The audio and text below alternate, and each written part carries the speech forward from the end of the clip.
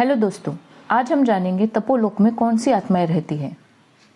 तपलोक यानी तपोलोक जनलोक की तुलना में 2 गुना बड़ा है। विदेह, शरीर रहित विराज और कई अन्य देवता इस लोक में निवास करती है। तपलोक तपस्या की दुनिया है। आत्माएं यहाँ पर तपस्या करती है। यहाँ आत्माएं एक दूसरे को नहीं देखती। यहाँ निवास करने वाली आत्माएं अपने अपने इष्ट देव की तपस्या में लीन रहती है। कोई विष्णु तो कोई शिव शक्ति की उपासना और तपस्या में लीन रहते हैं। तपोलोक 4 करोड़ योजन का है, यानी 40 करोड़ किलोमीटर। यहाँ एक दिन धरती के 10,000 साल बराबर है। यहाँ का वायुमंडल निचले स्तर यानी निचले लेयर से ज्यादा शक्तिशाली है। जैसे जैसे आत्मा ऊपर के आयामों में जाती है, वैसे वैसे आत्मा में शक्ति बढ़ जाती है। वातावरण शक्तिशाली हो जाता है। जैसे जैसे आत्मा ऊपर जाती है, धीरे धीरे उसके शरीर से वायु तत्व का प्रभाव खत्म हो जाता है। तब शरीर में आकाश तत्व बढ़ जाता है।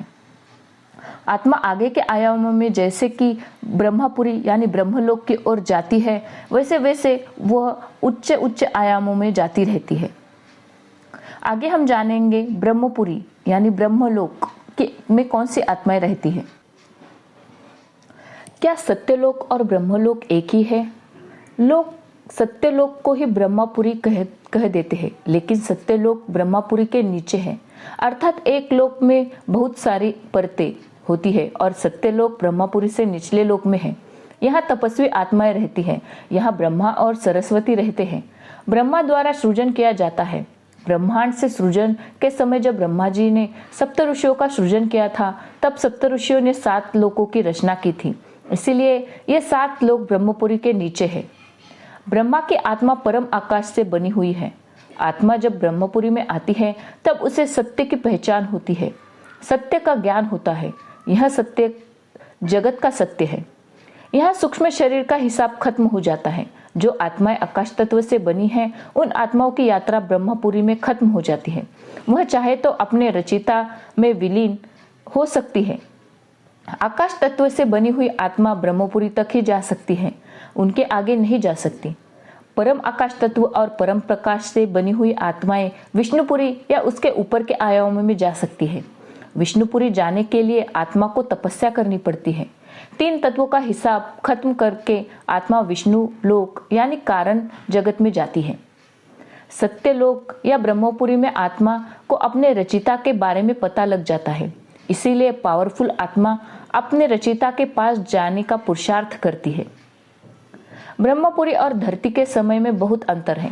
ब्रह्मा का 1 सेकंड धरती के ऊपर 1 लाख साल बिताने के बराबर है।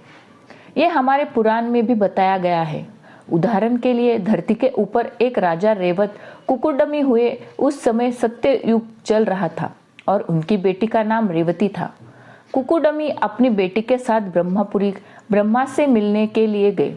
वो ब्रह्मा जी से जानना चाहते थे कि उनकी बेटी के पति कौन होंगे, लेकिन जब वो ब्रह्मा जी के पास पहुंचे तो उस समय नाच गाना सुनने में व्यस्त थे।